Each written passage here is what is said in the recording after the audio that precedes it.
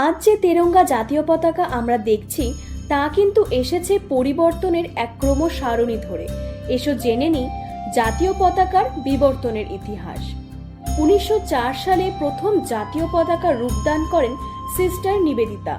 1906 সালে প্রথম 3 রঙের পতাকায় বন্দে মাতরম লেখা দেখা যায়।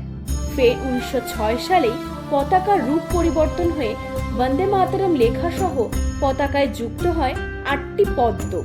1907 সালে শ্যামজি কৃষ্ণ বর্মা, ম্যাডাম বিকাজি কামা ও বীর সাভারকর নতুন করে বন্দে মাতরম সহযোগে জাতীয় পতাকার রূপদান করেন। 1917 সালে হোম রুল মুভমেন্টের সময় অ্যানি বেসান্ত ও বাল গঙ্গাধর তিলক ইউনিয়ন জ্যাক সম্মিলিত এক নতুন জাতীয় পতাকার রূপদান করেন।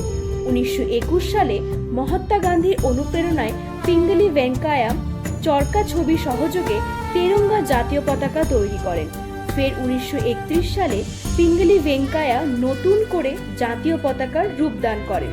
অবশেষে 1947 সালে আইনসভা অশোক চক্র সম্মিলিত 3 রঙের পতাকাকে স্বাধীন ভারতের জাতীয় পতাকা হিসেবে স্বীকৃতি দেয়। 15ই আগস্ট স্বাধীনতা দিবস। মাথায় রাখবে ভারতের জাতীয় পতাকা যেন সঠিকভাবে আকাশে ওড়ে, কোনোভাবেই যেন রাষ্ট্রের জাতীয় পতাকার অসম্মান না হয়। জয় হিন্দ, বন্দে মাতরম।